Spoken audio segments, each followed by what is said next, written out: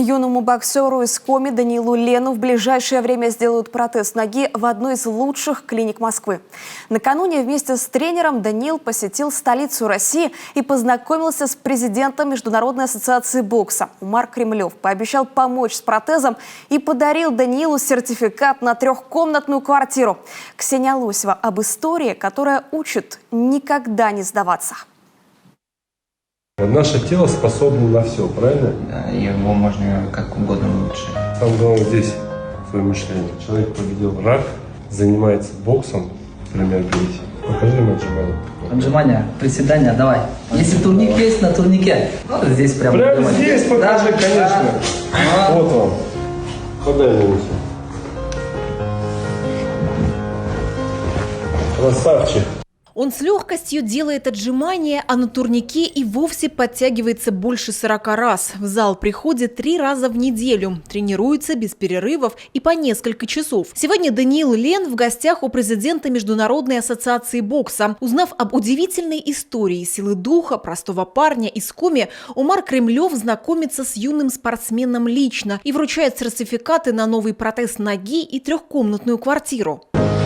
Это сертификат от меня тебе за твои успехи и за то, что ты не сдаешь, и чтобы у тебя больше возможностей была своя квартира. Спасибо большое. Спасибо. Не сдавайся, главное, хорошо? Конечно. Все будет у тебя нормально, будем помогать. Даниил признается, еще несколько лет назад, лежа в палате после сложной операции, даже и представить не мог, что именно так сложится его жизнь. У 14-летнего подростка была тяжелая онкологическая патология. Длинный курс химиотерапии остановил опухоль, но одну ногу спасти не удалось. После ампутации пришлось учиться жить заново. В спорте оказался случайно. Помог известный самбист Алексей Холопов, ныне руководитель школы адаптивного спорта. Я когда сюда пришел, да, у меня было волнение, что на меня будут смотреть и удивляться, почему такой, как я, сделаю здесь. Сначала так и было, потому что были дети маленькие, и им было интересно, почему у меня так, а у них так. Я это прекрасно понимаю, я уже к этому привык так-то.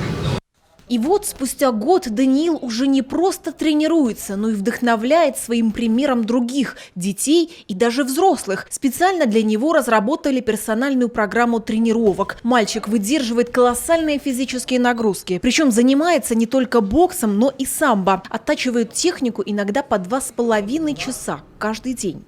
В Данииле для его возраста 14 лет трудолюбие, упорство, сила, выносливость. И самое главное качество – это упорство. Упорство. Он упертый. Что-то не получается, все равно доработаем, сделаем.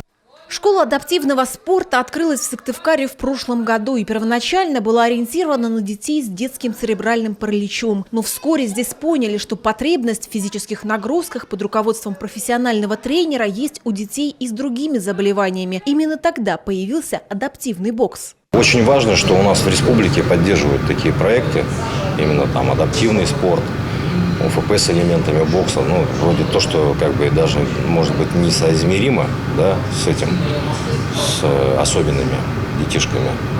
Но тем не менее, и спасибо большое за поддержку. Никогда не сдаваться, много трудиться и верить в лучшее. Вот, пожалуй, главные принципы Даниила. История его жизни – это еще одно реальное доказательство того, что все барьеры и рамки только в нашей голове. А возможности человека, смелого и отважного, готового брать на себя ответственность, поистине безграничны. Ксения Лосева, телеканал Юрган.